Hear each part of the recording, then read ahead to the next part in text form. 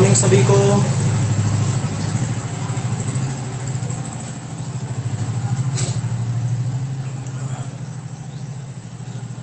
सभी को good morning, सभी को good morning, good morning, good morning, good morning.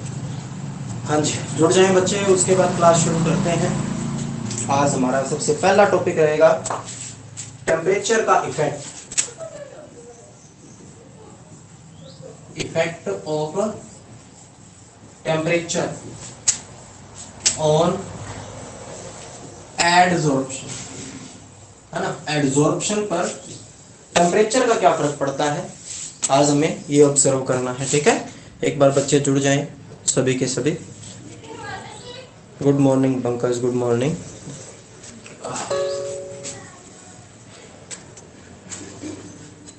हाँ जी, लास्ट टाइम जो काम हमने किया था क्या वो क्लियर है आपको? लास्ट टाइम हमने जो इफेक्ट्स पढ़े थे, किस किस चीज के इफेक्ट्स पढ़े थे अपन ने? नंबर 1 था नेचर ऑफ एडजॉर्बेंट, दूसरा था शायद नेचर ऑफ एडजॉर्बेट, तीसरा था प्रेशर, और चौथा मैंने करवाया था कौन सा? Activation of adsorbent. ठीक है, और पांचवा इफेक्ट जो है आज अपन स्टडी कर रहे हैं, दैट इज टेम्परेचर का इफेक्ट। तो पांचवा इफेक्ट जो है अब शुरू कर लेते हैं। चलिए, ओके, यस, ठीक है। तो जो साइंटिस्ट थे उन्होंने जो है एक्सपेरिमेंट्स कर करके ये चेक किया। ध्यान से सुनिएगा, और पहले आप थोड़ा सा आप खुद गैस करिए, थोड़ा सा आपने खुद ने गैस करना है। ठीक है, मान लीजिए ये है मेरे पास कोई एक एडजॉर्बेंट, ये एडजॉर्बेंट है। ठीक है, इसके पास, इसके ऊपर जो हमारी गैस लग रही है वो है एडजॉर्बेट। ये जो गैस लग रही है ये कौन सी है? एडजॉर्बेट। अब बात है बहुत ही सिंपल सी, क्या कि आप इसको अगर हीट दोगे, यानी कि अगर आप टेम्परेचर को इंक्रीज करोगे, टेम्परेचर को बढ़ाओगे, तो सोचिए क्या होगा। टेम्परेचर बढ़ाने से यानी कि हीट देने से जो एडजॉर्बेट के मॉलिक्यूल है उनको एनर्जी मिलेगी, और एनर्जी प्राप्त करके वो वापस दूर होने की कोशिश जो है करने वाले हैं। यानी बहुत ही सिंपल सी बात है कि जब आप टेम्परेचर को बढ़ाओगे तो टेम्परेचर बढ़ाने से ये जो एडजॉर्बेट के मॉलिक्यूल है ये इस पर लगने की बजाय इससे दूर जाएंगे। ठीक है, और दूर जाने की वजह से क्या होगा? एडजॉर्प्शन डिक्रीज होगा। तो सिंपल फैक्ट में हमें जो चीज दिखाई दे रही है वो ये है कि टेम्परेचर बढ़ाने से एडजॉर्प्शन जो है वो घटेगा। ठीक है, एडजॉर्प्शन घटेगा, क्योंकि जैसे ही आप टेम्परेचर इंक्रीज करोगे एडजॉर्बेट के जो मॉलिक्यूल्स है वो एनर्जी पाके और एडजॉर्बेंट से दूर होने की जो है कोशिश करेंगे। ठीक है, बाकी इसमें देख लेते हैं क्या लिखा हुआ है। इसमें इन्होंने क्या किया, स्टडी किया, और ये पाया कि 1 ग्राम चारकोल जो है, इन्होंने चारकोल लिया। चारकोल क्या है? अपना एडजॉर्बेंट है। 1 ग्राम चारकोल जो है, ध्यान से सुनिएगा, मैं कुछ डाटा दे रहा हूं आपको, उसको देखिएगा। 1 ग्राम चारकोल यानी अपना एडजॉर्बेंट फिक्स है, 1 ग्राम चारकोल है हमारे पास, वो 10 ml N2 गैस को एब्जॉर्ब करता है टेम्परेचर पे 273 केल्विन पे। टेम्परेचर याद रखा, केल्विन पर जो एब्जॉर्प्शन होता है नाइट्रोजन का वो कितना होता है? 10 ml होता है। ठीक है, उसके बाद इन्होंने टेम्परेचर को थोड़ा सा कम किया, 244 केल्विन कर दिया। टेम्परेचर कम किया है, ठीक है, बढ़ाया नहीं है, कम किया है। तो 240 केल्विन पे जो एब्जॉर्प्शन हुआ वो हुआ 20 ml का। ठीक है, उसके बाद और जब इन्होंने टेम्परेचर घटाया 195 केल्विन कर दिया, तो जो एब्जॉर्प्शन देखने को मिला वो मिला 45 ml। तो सिंपल सा फैक्ट है, आप दोनों तरीके से देख सकते हो, जैसे भी आपको ठीक लगे। आप ये कह सकते हो कि टेम्परेचर कम करने से एब्जॉर्प्शन बढ़ रहा है, या आप ये भी कह सकते हो कि टेम्परेचर बढ़ाने से, टेम्परेचर अगर आप बढ़ाएं 195 से 273 ले जाएं तो एब्जॉर्प्शन घट रहा है। दोनों एक ही बात है, टेम्परेचर बढ़ाओगे एब्जॉर्प्शन घटेगा, टेम्परेचर घटाओगे एब्जॉर्प्शन बढ़ेगा। ठीक है, this is the simple fact. फिर उन्होंने ना एक इक्विलिब्रियम के हिसाब से भी इस प्रोसेस को जो है समझाया हुआ है, ग्राफ के हिसाब से भी समझाया हुआ है। ग्राफ भी बुक के अंदर बना पड़ा है, आप चेक कर सकते हो। ठीक है, तो उसमें यही आपको देखने को मिलेगा कि लो टेम्परेचर पर एब्जॉर्प्शन अच्छा खासा होता है, हाई टेम्परेचर पे एब्जॉर्प्शन जो है वो डिक्रीज हो जाता है। ठीक, इक्विलिब्रियम को देखिएगा, है कैसा इक्विलिब्रियम? ये देखिए, ये गैस है, गैस है अपना एडजॉर्बेट, गैस इज एडजॉर्बेट। ठीक है, प्लस में सॉलिड अपना क्या है? एडजॉर्बेंट। सॉलिड इज अवर एडसोर्बेंट, ठीक है, बिल्कुल सही। अब यहाँ पे एस्टेब्लिश हो जाता है इक्विलिब्रियम। होता क्या है कि गैस सॉलिड के ऊपर एडसोर्ब हो जाती है, ठीक है, गैस क्या हो जाती है सॉलिड पर एडसोर्ब, गैस एडसोर्ब्ड ऑन सॉलिड, ठीक है। और प्लस में आपने सभी ने पढ़ा है कि जब एडसॉर्प्शन होता है तो हीट भी रिलीज होती है। अब यहाँ पे इक्विलिब्रियम एस्टेब्लिश क्यों हुआ है, क्योंकि आप सभी को पता है कि ये जो प्रोसेस है गैस का सॉलिड पर लगना, इसको हम कहते हैं एडसॉर्प्शन। एडसॉर्प्शन, और एडसॉर्प्शन के दौरान हीट रिलीज होती है। और गैस का सॉलिड से दूर होना, इसको क्या बोलते हैं अपन, डीसॉर्प्शन।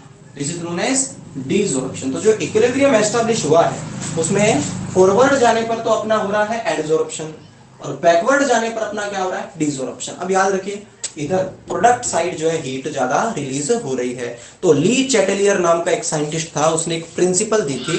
वो प्रिंसिपल वैसे तो काफी वाइड है, कभी फ्री जब आप स्कूल के अंदर लेक्चर्स लगाएंगे तब स्टडी करेंगे, बहुत काम आती है ये ली चैटेलियर। लेकिन यहाँ पे उसका क्या इंपॉर्टेंस है, अब अगर हम टेम्परेचर बढ़ाएं, ध्यान से सुनिएगा, अगर हम टेम्परेचर बढ़ाएं, ऑलरेडी हीट प्रोडक्ट साइड ज्यादा रिलीज हो रही है और हम टेम्परेचर और ज्यादा बढ़ा रहे हैं, तो ली चैटेलियर कहता है कि एक ऐसी प्रोसेस जिसमें हीट रिलीज हो रही है, अगर आप टेम्परेचर बढ़ाओगे तो ये प्रोसेस जो है बैकवर्ड जाने लग जाएगी। बैकवर्ड जाने लग जाएगा इसका मतलब क्या होने लग जाएगा, डीसॉर्प्शन होने लग जाएगा, यानी गैस जो लगी हुई है सॉलिड के ऊपर वो उससे क्या होने लग जाएगी, अलग होने लग जाएगी। This is the effect of temperature on adsorption. एक लाइन में बताना है तो सिंपल कह के खत्म करो कि ये ऑब्जर्व किया गया है कि जैसे जैसे टेम्परेचर इंक्रीज किया जाता है गैस का जो एडसॉर्प्शन है सॉलिड पर वो घटता है। एग्जांपल ले लेना, अभी बताया 1 ग्राम चारकोल और नाइट्रोजन वाला, ठीक है। फिर ये इक्विलिब्रियम वाली बात कह सकते हो कि यहाँ पे एक इक्विलिब्रियम एस्टेब्लिश हो जाता है। गैस अगर सॉलिड पे एडसॉर्ब होती है दैट इज एडसॉर्प्शन, इसमें हीट रिलीज होती है, एंड गैस अगर अलग होती है उसको डीसॉर्प्शन कहते हैं। ली चैटेलियर प्रिंसिपल के अकॉर्डिंग अगर प्रोसेस में हीट रिलीज हो रही है और आप टेम्परेचर बढ़ा रहे हो तो रिएक्ट, और प्रोडक्ट साइड हीट अगर रिलीज हो रही है और अगर आप टेम्परेचर बढ़ा रहे हो, ध्यान से सुनिएगा, टेम्परेचर अगर आप बढ़ा रहे हो then reaction will be backward. Backward side जो है वो प्रोसीड करेगी, ठीक है, बैकवर्ड साइड जो है प्रोसीड करेगी वो। और बैकवर्ड अगर प्रोसीड करती है प्रोसेस तो खुद सोचिए जो गैस एडसॉर्ब हो चुकी है वो उससे अलग हो रही है, यानी गैस और सॉलिड जो है वो एक दूसरे से अलग हो रहे हैं, इसका मतलब एडसॉर्प्शन जो है वो घट रहा है। Is it clear? क्या ये क्लियर है? क्या ये क्लियर है? बताइए शाबाश, चैट के अंदर बताइए। ग्राफ चेक कर लेना, ग्राफ में तो कुछ भी नहीं है, लाइनें लगी हुई है, आप देख लेना। लो टेम्परेचर पर एडसॉर्प्शन अच्छा खासा है, हाई टेम्परेचर पर एडसॉर्प्शन जो है वो बहुत ही कम है, ठीक है। वेरी गुड, सभी बच्चों ने यस लिखा है, यस, ओके। तो अब हम बढ़ते हैं एक और बहुत ही ज्यादा इंपॉर्टेंट टॉपिक की तरफ, जो भी पेपर में बहुत बार पूछा गया है, that is type of adsorption, ठीक है। हमें एडसॉर्प्शन के टाइप पढ़ने हैं। पहले हमने पढ़े थे पॉजिटिव एंड नेगेटिव एडसॉर्प्शन, वो तो थे ही थे। उसके अलावा अब हम जो है कुछ और टाइप्स स्टडी करने वाले हैं, उनको देखते हैं, ठीक है। तो चलिए, और ये बहुत ही ज्यादा इंपॉर्टेंट है, टाइप्स ऑफ एडसॉर्प्शन, एडसॉर्प्शन के टाइप, ठीक है। तो पहला जो टाइप है उसको बोला जाता है फिजिकल एडसॉर्प्शन या फिर फिजिसॉर्प्शन, ठीक है। इसको आप फिजिकल एडसॉर्प्शन भी कह सकते हो, ध्यान से सुनिएगा, इसको आप फिजिकल एडसॉर्प्शन भी कह सकते हो और फिजिसॉर्प्शन भी कह सकते हो, ठीक है। It is known as physical adsorption और फिजिसॉर्प्शन, एक ही बात है, ठीक है। अब इसमें होता क्या है, इसमें क्या होता है चलिए जानते हैं। इसमें ये होता है कि इसमें पहले डेफिनेशन देख लेते हैं। इसमें लिख रखा है कि अगर एक गैस एडसॉर्ब होती है सॉलिड की सरफेस पे by weak van Waal force of attraction without resulting into formation of a chemical bond. बहुत सिंपल सी बात है, ये देखिए, ये आपका सॉलिड है दैट इज एडसॉर्बेंट, ठीक है। ये गैस है दैट इज एडसॉर्बेट, लिखने की जरूरत नहीं है, वैसे ही बता देता हूं, वो एडसॉर्बेट है। तो ये कह रहा है कि अगर एक गैस जो कि आप जानते हो एडसॉर्बेट है, वो एक सॉलिड की सरफेस पर जो कि एक एडसॉर्बेंट है आके लग जाती है, कौन से फोर्स ऑफ अट्रैक्शन के द्वारा, वीक वैंडरवाल फोर्स ऑफ अट्रैक्शन के द्वारा, वीक वैंडरवाल फोर्स ऑफ अट्रैक्शन के द्वारा। When a gas is adsorbed on the surface of a solid by weak van der Waals force of attraction, weak van der Waals force of attraction के द्वारा बिना कोई chemical bond बनाए, बिना कोई chemical bond बनाए किसके, गैस और सॉलिड के बीच में। इस टाइप के एडजॉर्प्शन को फिजिकल एडजॉर्प्शन या फिर फिजिजॉर्प्शन कहा जाता है। सिंपल है या नहीं, बताइए शाबाश, सिंपल है या नहीं ये चीज? बहुत ही ज्यादा सिंपल सी चीज है।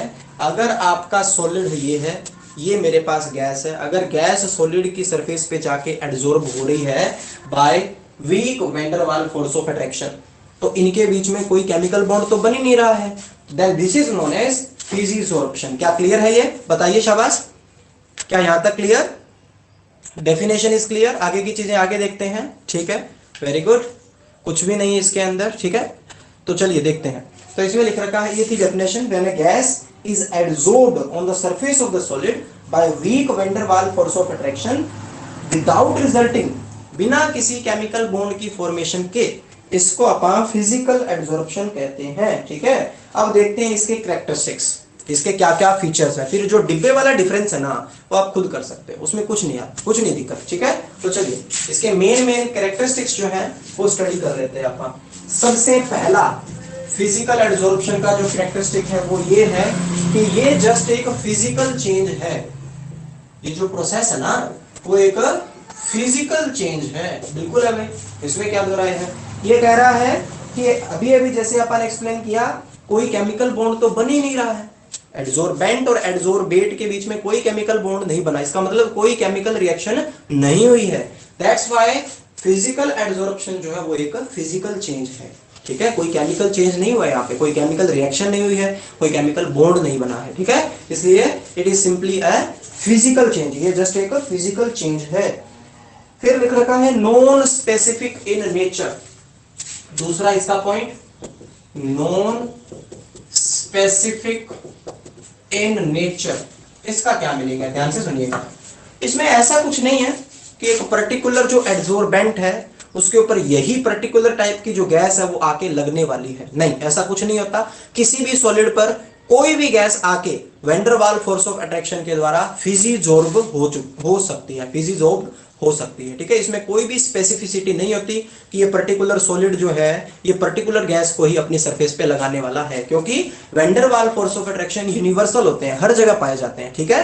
तो इसमें क्या लिख रखा है बुक में, इसमें लिख रखा है कि van der Waal force of attraction universal होते हैं, सो एवरी सॉलिड एडजॉर्बेंट पर हर गैस जो है वो एडजॉर्ब हो सकती है, यानी कि सॉलिड जो एडजॉर्बेंट है, चाहे कोई भी हो, गैस भी कोई भी हो, वो उसके ऊपर van der Waal force of attraction के द्वारा जो है फिजिजॉर्ब हो सकती है। कोई भी सॉलिड जो है उसकी कोई प्रेफरेंस नहीं होती कि वो इसी टाइप की गैस को जो है फिजिजॉर्ब करने वाला है, ठीक है।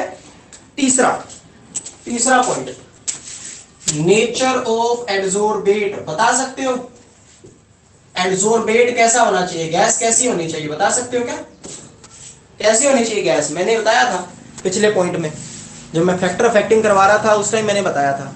बताइए शाबाश, एडजॉर्बेट कैसा होना चाहिए? लिख सकते हो यहाँ पे चैट के अंदर, या बता सकते हो एडजॉर्बेट कैसा होना चाहिए।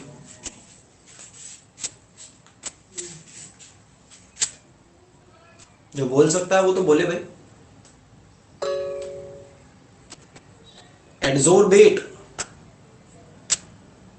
इजीली लिक्विफाइबल गैस जो होती है वो एक बढ़िया एडजॉर्बेट होता है। जिस गैस को आप इजीली लिक्विफाई कर सकते हैं वो गैस जो है अपने लिए सबसे बढ़िया एडजॉर्बेट की तरह काम करती है। या फिर आप ऐसे भी कह सकते हो वो गैस जिसका क्रिटिकल टेम्परेचर क्या होता है, हाई होता है, ठीक है। वो गैस जिसका क्रिटिकल, हाँ जी बिल्कुल सही, इजीली लिक्विफाइबल जो गैस है वो अपनी जो है सबसे बेस्ट एडजॉर्बेट जो है वो होती है, ठीक है। उसके बाद लिख रखा है रिवर्सिबल नेचर, चौथा पॉइंट रिवर्सिबल नेचर। हाँ, ये इसकी खास बात है, गौर करिएगा। मान लेते हैं कोई एक गैस है, वो एक सॉलिड की सरफेस के ऊपर चिपक गई है, इक्विलिब्रियम एस्टैब्लिश हो चुका है, गैस एडजॉर्ब हो गई सॉलिड के ऊपर और इसमें हीट भी रिलीज हो गई।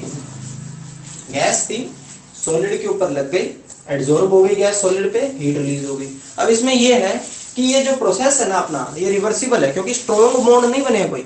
ये सॉलिड, ये गैस, इनके बीच में कोई केमिकल बॉन्ड तो बना ही नहीं है। इसका मतलब अगर आप थोड़ी सी हीट दोगे ना तो ये सॉलिड अलग हो जाएगा, गैस अलग हो जाएगी। ये देखिए अभी आप पढ़ के आए हैं, अगर आप टेम्परेचर इंक्रीज करोगे तो ये गैस जो सॉलिड के ऊपर लगी थी ये इससे अलग हो जाएगी, वापिस हमें गैस और सॉलिड जो है मिल जाएंगे। वही बात है, ए प्लस बी मिलकर के क्या बना रहे थे, ए बी बना रहे थे। हीट दोगे तो वापिस किस में कन्वर्ट हो जाएंगे, ए प्लस बी में कन्वर्ट हो जाएंगे। ठीक है, तो कहने का मतलब it is a reversible process. और रिवर्सिबल क्यों है याद रखना, due to weak van der Waals force of attraction. क्या लिख रखा है, फिजिसॉर्प्शन एक रिवर्सिबल प्रोसेस है। गैस अपनी एड्सॉर्बेट, सॉलिड अपना एड्सॉर्बेंट। अगर अपना टेम्परेचर थोड़ा कम रखेंगे तो ये इसके ऊपर एड्सॉर्ब हो जाएगी, गैस एड्सॉर्ब हो जाएगी सॉलिड पे और हीट रिलीज हो जाएगी। लीच चैटलियर प्रिंसिपल के अकॉर्डिंग अगर प्रोडक्ट साइड हीट ज्यादा है, टेम्परेचर बढ़ाओगे, रिएक्शन बैकवर्ड प्रोसीड कर जाएगी, यानी बैकवर्ड यानी पीछे की तरफ प्रोसीड कर जाएगी। आपका गैस और सॉलिड जो है वो एक दूसरे से क्या हो जाएंगे, अलग हो जाएंगे। ठीक है, ये थी रिवर्सिबल प्रोसेस की बात। उसके बाद क्या लिख रखा है, लो एंथैल्पी ऑफ एडसॉर्प्शन। पांचवा point, low enthalpy of adsorption. इसको अपन हीट ऑफ एडसॉर्प्शन भी कह सकते हैं भाई, this is also known as heat of adsorption. Heat of adsorption, ये जो पॉइंट्स मैंने बताए हैं ये एक एक बार ही बताए हैं, ज्यादा टाइम इन पे मैंने नहीं लगाया है क्योंकि बहुत ही सिंपल पॉइंट है। फिर भी अगर किसी को ना समझ में आए तो ये जो चैट है इसके अंदर आप लिख सकते हो कि ये पॉइंट दोबारा समझाइए सर, कोई दिक्कत नहीं है, मैं समझा दूंगा। अगर नेक्स्ट क्लास में कहोगे तो भी कोई दिक्कत नहीं है। ठीक है, खुद पढ़ के देख लेना, बहुत आसान सी चीजें हैं। अब बात आती है कि ये क्या है, तो एक पेज अगर आप अपनी बुक में पलटोगे तो उसमें हीट ऑफ एडसॉर्प्शन की डेफिनेशन लिख रखी है, वो है क्या, वहां पे लिख रखा है amount of heat evolved when 1 mole of gas it is adsorbed on the adsorbent. ये आपका एडसॉर्बेंट है, इस पे अगर 1 मोल गैस का जब एडसॉर्ब होगा तो कितनी हीट रिलीज होगी, इसी को बोलते हैं हीट ऑफ एडसॉर्प्शन। कई बार 1 नंबर में डेफिनेशन आई है कि जब 1 मोल कोई भी गैस का एडसॉर्ब होता है सॉलिड की सरफेस पे या एडसॉर्बेंट की सरफेस पे तो उस समय जो हीट रिलीज होती है उस अमाउंट को हम क्या बोलते हैं, हीट ऑफ एडसॉर्प्शन। और ये जो हीट ऑफ एडसॉर्प्शन है ना, ये गैस और सॉलिड के बीच में जो फोर्स ऑफ अट्रैक्शन है उस पर भी डिपेंड करती है। चलो देखते हैं इस पॉइंट में क्या लिख रखा है। इसमें लिख रखा है कि क्योंकि फिजिसॉर्प्शन के अंदर सिर्फ van der Waals force of attraction होते हैं इसलिए ये प्रोसेस एक्सोथर्मिक तो होती है, लेकिन इस केस में जो एनर्जी रिलीज होती है वो बहुत ही कम होती है। आपको सिर्फ एक ही लाइन लिखनी है, क्या, कि क्योंकि फिजिकल एडसॉर्प्शन में गैस और सॉलिड के बीच में जो फोर्स ऑफ अट्रैक्शन है वो बहुत ही वीक है, weak van der Waals force of attraction है, इसलिए जो एनर्जी रिलीज होती है वो बहुत ही कम होती है, यानी कि लो होती है। और कितनी होती है, डाटा भी दे रखा है 20 से 40 किलो जूल पर मोल। देख लीजिए कितनी कम एनर्जी है, 20 से 40 किलो जूल पर मोल। ठीक है, 1 मोल गैस का जब लगेगा ना, फिजिसॉर्ब होगा तो इतनी एनर्जी निकलेगी 20 से 40 किलो जूल पर मोल। क्लियर, ये point low enthalpy of adsorption. ठीक है, यानी जितना स्ट्रॉन्ग फोर्स होगा उतनी ही ज्यादा एनर्जी रिलीज होती है, ये याद रखना। तो यहाँ पे क्योंकि हमें पता है वैन डर वाल्स फोर्स तो वीक होते हैं, तो वीक फोर्स ऑफ अट्रैक्शन है तो एनर्जी भी कम ही रिलीज होगी। ये अपने आप पे भी लगा सकते हो आप, अगर आपकी तैयारी कमजोर है तो आपका जो रिजल्ट है वो भी कमजोर होता है। यहाँ पे भी वैसे ही, अगर फोर्स ऑफ अट्रैक्शन कम है तो आपकी जो एनर्जी रिलीज होगी वो भी क्या है, कम होगी। ठीक है, नेक्स्ट पॉइंट है लो और नो एक्टिवेशन एनर्जी। लो और नो एक्टिवेशन एनर्जी, बता सकते हो क्या होती है एक्टिवेशन एनर्जी, एनीवन, कोई भी, एक्टिवेशन एनर्जी किसे कहते हैं?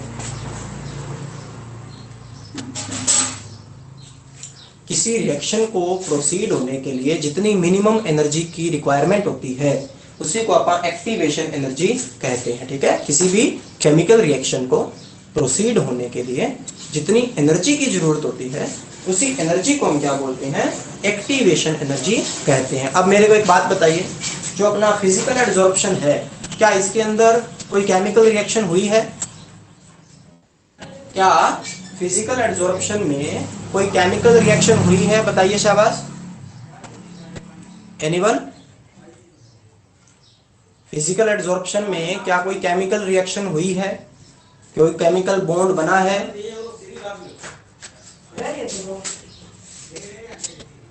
नो, बिल्कुल सही, क्योंकि कोई केमिकल बॉन्ड ही नहीं बना, इसका मतलब कोई केमिकल रिएक्शन भी नहीं हुई है यहाँ पर। और अगर कोई केमिकल रिएक्शन ही नहीं हुई है तो एक्टिवेशन एनर्जी की कोई जरूरत भी नहीं पड़ने वाली है। तो आप ये लिखोगे कि क्योंकि यहाँ पर कोई केमिकल रिएक्शन ही नहीं हुई है, इसका मतलब कोई एक्टिवेशन एनर्जी की जरूरत यहाँ पर नहीं पड़ने वाली है, या फिर कम, अगर मान लेते हैं कि कहीं पे थोड़ी बहुत पड़ भी जाए तो बहुत ही कम एक्टिवेशन एनर्जी की यहाँ पर जरूरत जो है पड़ने वाली है। ठीक है, ये था पॉइंट। उसके बाद 7वां पॉइंट है, और ये साफ करके मैं आपको करवाता हूं, multi molecular layer of adsorption.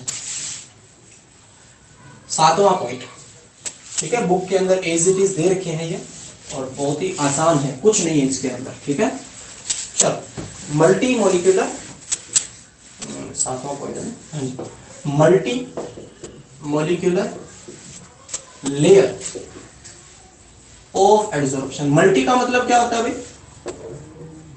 Multi का मतलब बहुत सारे। ठीक है, इसमें ये होता है, देखिए ये एडसॉर्बेंट है अपना यानी सॉलिड, इसके ऊपर गैस की एक लेयर लग गई, ये देखिए ये गैस की एक लेयर लग गई है, इट इज गैस, एडसॉर्प्शन तो हो गया।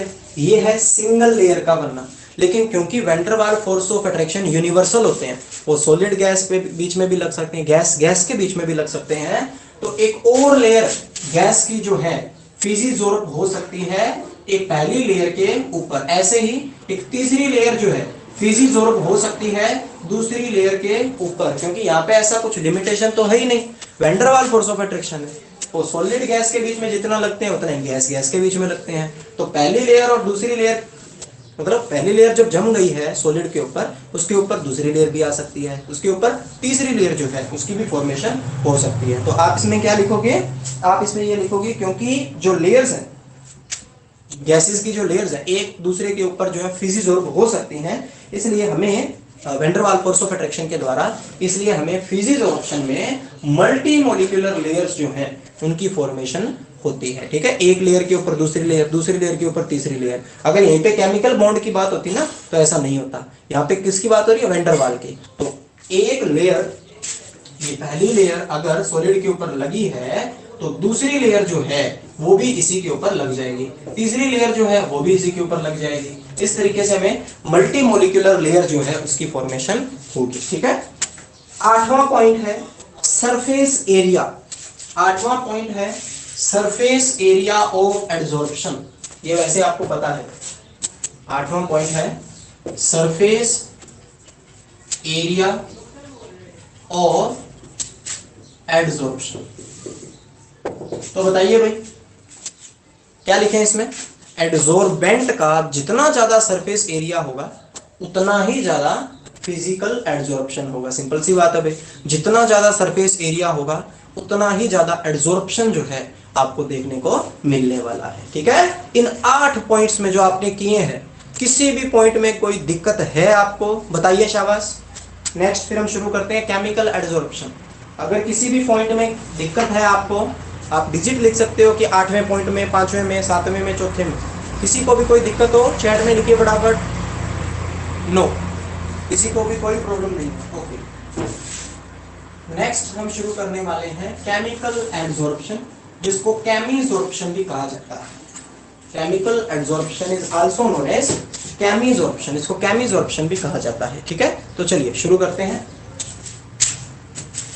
बहुत ही आसान सा चैप्टर है ये, केमिकल एडसॉर्प्शन, इसको आप केमिकल एडसॉर्प्शन भी कह सकते हैं, और इसको केमिसॉर्प्शन भी कहा जाता है।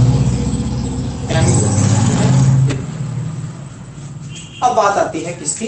अब बात आती है केमिकल एडसॉर्प्शन की डेफिनेशन की।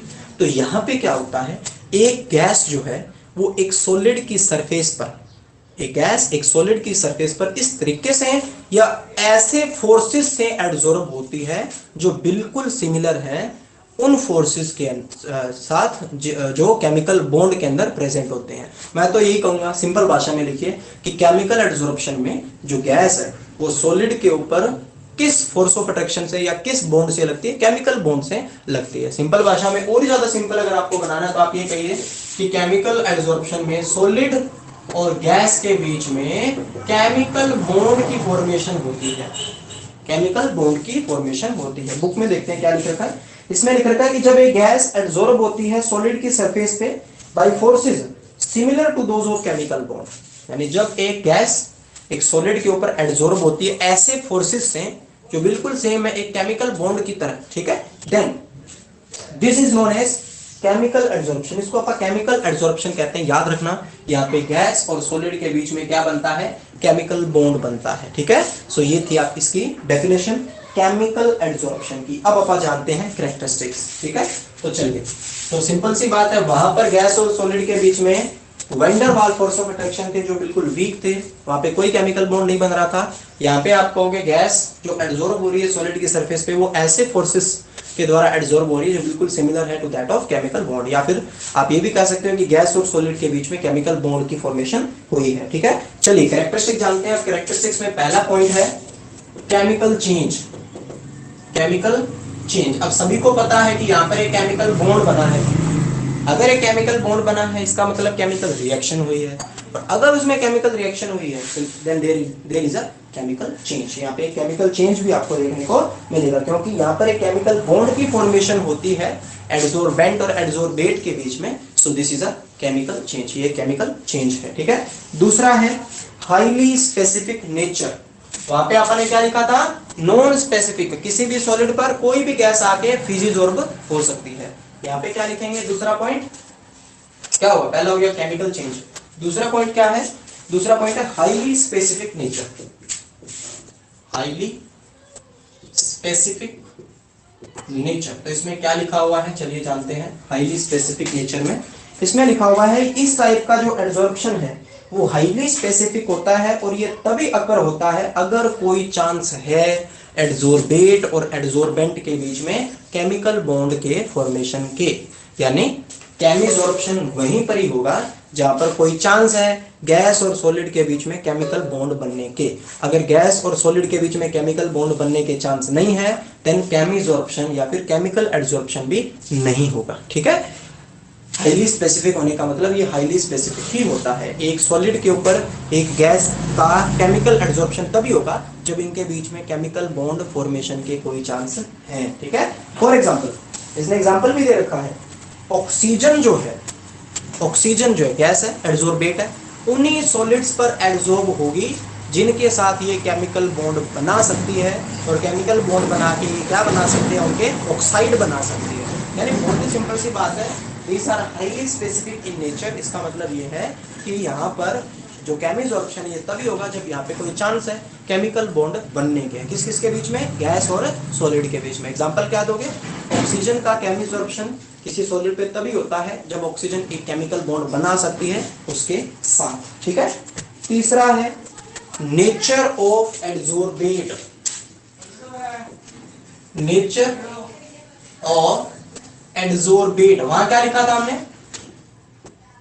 वहां क्या लिखा था, वहां लिखा था इजीली लिक्विफिएबल गैस जो है वो बढ़िया एडजॉर्बेट है। लेकिन यहाँ आप वो पॉइंट नहीं लिखेंगे, यहाँ आप ये लिखेंगे कि जो गैस केमिकल बॉन्ड बना सकती है एडजॉर्बेंट के साथ, जो गैस एडजॉर्बेंट के साथ केमिकल बॉन्ड बना सकती है वही गैस या वही एडजॉर्बेट हमारे लिए एक बढ़िया एडजॉर्बेट की तरह काम कर सकता है, ठीक है।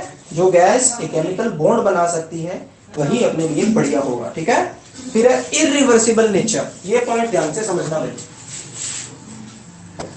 इरिवर्सिबल नेचर, फिजिजॉर्प्शन में मैंने क्या बताया था, रिवर्सिबल, लेकिन ये क्या है, इरिवर्सिबल है। इसका मतलब जान लीजिए क्या है, इसका मतलब जान लीजिए क्या है। ये कह रहा है, ध्यान से देखिएगा, क्योंकि इस केमिकल एडजॉर्प्शन में केमिकल रिएक्शन होती है और केमिकल रिएक्शन में कंपाउंड की फॉर्मेशन भी होती है। अब सिंपल सा बात है, देखिए टाइटेनियम है, ये आप एग्जांपल लेते हैं, इट इज अ टाइटेनियम, ठीक है, ये इसकी सरफेस है। ऑक्सीजन गैस यहाँ पर आके लगेगी, इसका मतलब, और केमिजॉर्प्शन अगर हो रहा है तो ऑक्सीजन और टाइटेनियम के बीच में बॉन्ड बन जाएगा, तो इस टाइटेनियम की सरफेस पे पता क्या बन जाएगा, टाइटेनियम ऑक्साइड। ये फिजिजॉर्प्शन जितना सिंपल नहीं है कि ये गैस लगी भाई सॉलिड के ऊपर हीट दो, ये गैस अलग और सॉलिड अलग, ऐसा नहीं है।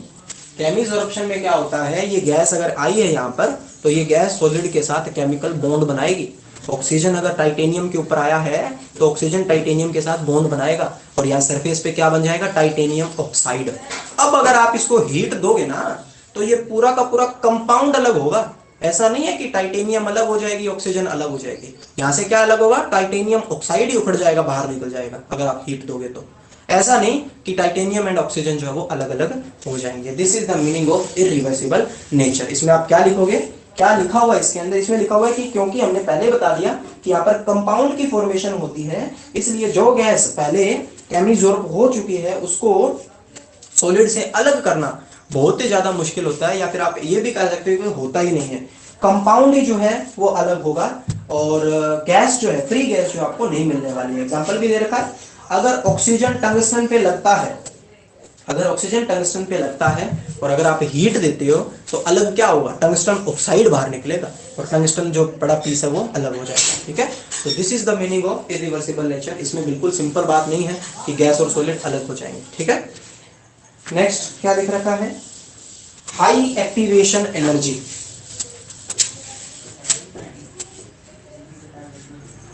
High activation energy. ठीक है, इसमें क्या लिखा है, देखो केमिकल रिएक्शन हुई है, केमिकल बॉन्ड भी बना है, तो मतलब यहाँ पर एक्टिवेशन एनर्जी की जरूरत पड़ती है। तो आप क्या लिखोगे, क्योंकि केमिकल रिएक्शन हुई है इसलिए यहाँ पर हाई एक्टिवेशन एनर्जी की जो है जरूरत पड़ती है। इसमें लिख रखा है कि केमिकल एब्जॉर्प्शन में केमिकल रिएक्शन होती है, इसलिए इसको हाई एनर्जी ऑफ एक्टिवेशन यानी एक्टिवेशन एनर्जी की काफी ज्यादा मात्रा में जरूरत जो है पड़ती है। ठीक है, आप इतना ही लिखोगे तो भी सफिशिएंट है। नेक्स्ट जो लिखा हुआ है वो है high heat of absorption. High heat of absorption, इसका क्या मीनिंग हुआ भाई, अभी थोड़ी देर पहले बताया था। जब एक मोल गैस का सॉलिड के ऊपर एब्जॉर्ब होता है तो जो हीट रिलीज होती है उसी को बोलते हैं हीट ऑफ एब्जॉर्प्शन। और ये किस चीज पे डिपेंड करती है कि गैस और सॉलिड के बीच में फोर्स ऑफ अट्रैक्शन कैसा है। अभी मैंने बताया केमिकल एब्जॉर्प्शन में तो गैस और सॉलिड के बीच में बॉन्ड बन रहा है, इसका मतलब फोर्स ऑफ अट्रैक्शन तो बहुत ही ज्यादा है, स्ट्रॉन्ग। इसका मतलब ये हुआ कि जब केमिकल होगा तो बहुत ही ज्यादा मात्रा में हीट जो है रिलीज होने वाली है। कितनी होने वाली है, केमिकल एब्जॉर्प्शन में क्या लिखा रखा है, ये एक्सोथर्मिक प्रोसेस है और इसमें लार्ज अमाउंट ऑफ हीट जो है रिलीज होती है, क्योंकि फोर्स ऑफ अट्रैक्शन जो है बहुत ज्यादा स्ट्रॉन्ग है गैस और सॉलिड के बीच में। यहाँ पे जो एनर्जी रिलीज होती है वो है 200 से 400 किलो जूल पर मोल, यानी एक गैस अगर केमिसॉर्ब होती है किसी सॉलिड पर, इतनी एनर्जी जो है रिलीज होने वाली है 200 से 400 किलो जूल पर मोल। ठीक है, नेक्स्ट लिखा हुआ है unimolecular layer of absorption. Unimolecular layer of absorption. भाई देखो van der Waal force of attraction की अलग बात थी, लेकिन यहाँ पे केमिकल बॉन्ड बन रहा है और केमिकल बॉन्ड उन्हीं मॉलिक्यूल्स के साथ सॉलिड बना सकता है जो उसके डायरेक्ट कांटेक्ट में, यानी ये गैस का मॉलिक्यूल इसके डायरेक्ट कांटेक्ट में, ये भी और ये भी, तो ये इनके डायरेक्ट कांटेक्ट में और केमिकल बॉन्ड इन्हीं के साथ बन सकते हैं। इसीलिए केमिकल एब्जॉर्प्शन में हमें यूनिमोलिक्यूलर यानी एक ही लेयर जो है हमें एब्जॉर्बेट की जो है मिलती है। वहां पर मल्टी थी क्योंकि वहां पर वैन डर वाल था, वो किसी के बीच में एग्जिस्ट कर सकता है, लेकिन केमिकल बॉन्ड उन्हीं मॉलिक्यूल के साथ बनेगा जो सॉलिड के डायरेक्ट कांटेक्ट में आते हैं। सो देयर इज क्या लिख रखा है, केमिकल बॉन्ड उन्हीं मॉलिक्यूल्स के साथ या उसी लेयर ऑफ मॉलिक्यूल के साथ बनेगा जो डायरेक्ट कांटेक्ट में आती है सॉलिड की सरफेस के। इसीलिए ये जो टाइप है एब्जॉर्प्शन का ये यूनिमोलिक्यूलर है। और लास्ट है सरफेस एरिया ऑफ एब्जॉर्बेंट, 8वां point, surface area of absorbent. बताइए इसमें क्या लिखें भाई, सरफेस एरिया ऑफ एब्जॉर्बेंट बताइए क्या लिखें इसमें,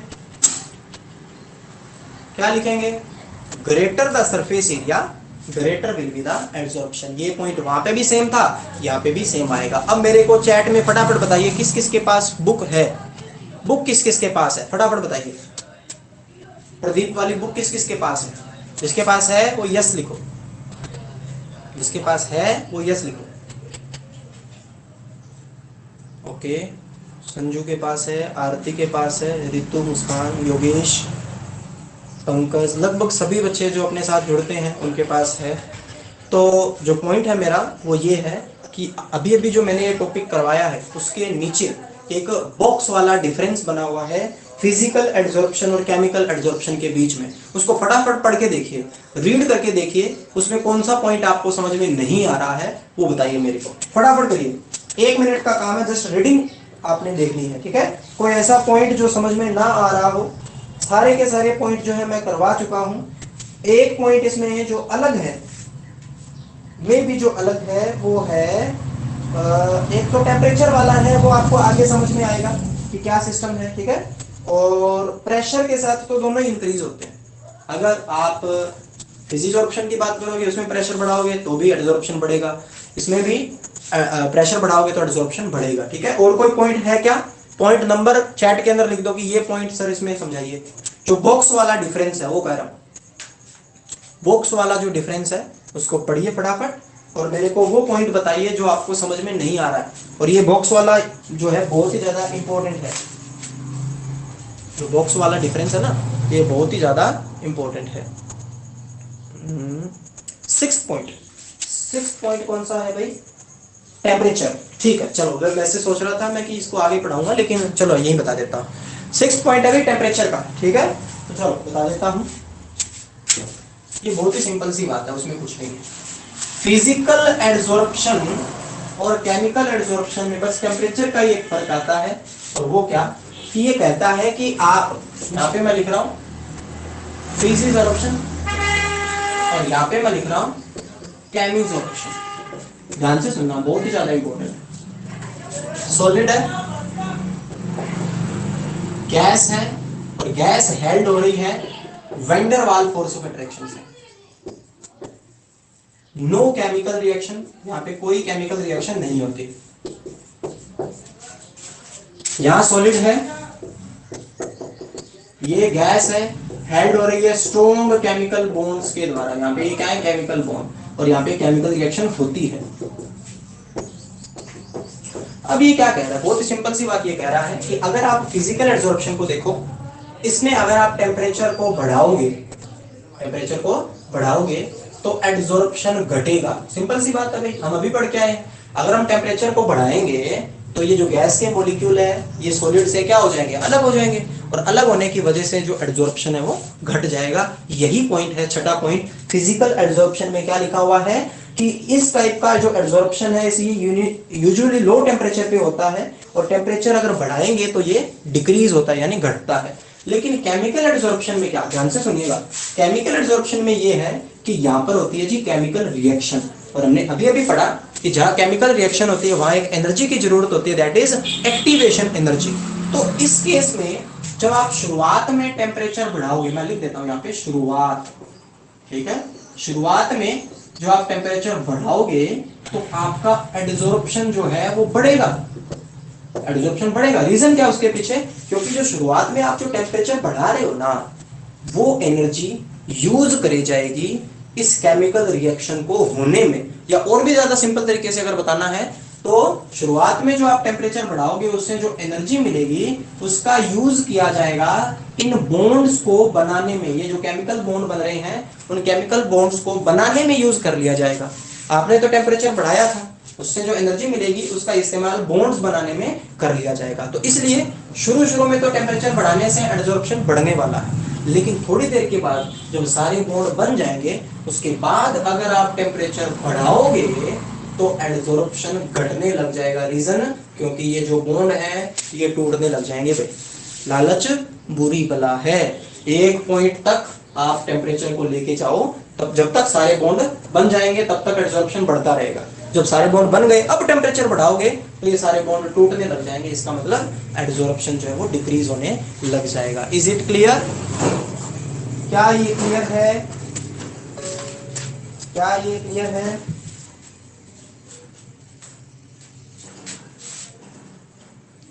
यस जी, ठीक है। तो चल आज हम इतना ही करेंगे भाई, क्योंकि अगला जो टॉपिक है पक्का विश्वास है मेरे को कि 5-4 मिनट में नहीं होने वाला है। आगे का टॉपिक बहुत ही ज्यादा इंपॉर्टेंट है। कौन सा? फ्रेंडलिच एब्जॉर्प्शन आइसोथर्म, ठीक है बहुत ही सिंपल और बहुत ही ज्यादा आसान है, ठीक है। तो नेक्स्ट जो लेक्चर है उसमें मेरे को पूरी उम्मीद है कि हम 2-3 टॉपिक आराम से कर लेंगे। That is Freundlich absorption isotherm भी हो जाएगा, एब्जॉर्प्शन आइसोबार भी हो जाएगा, एप्लीकेशन भी हो जाएगी, और एक आधा पॉइंट आगे भी हो जाएगा। और मोस्ट प्रोबेबल चांस है कि अपन ये जो जून मंथ है इसके अंदर ये जो चैप्टर है सरफेस ये खत्म कर लेंगे, ठीक है। और नया चैप्टर में भी शुरू कर लें, और 1 जुलाई से कह तो रहे हैं भाई कि स्कूल खुल जाएंगे, बाकी देखो। आप अपना काम साथ के साथ करते रहिए, साथ के साथ पढ़ते रहिए। जहां जरूरत हो स्क्रीनशॉट लेने की वहां स्क्रीनशॉट ले लीजिए, होमवर्क कंप्लीट करने के बाद वो डिलीट कर दीजिए, ठीक है।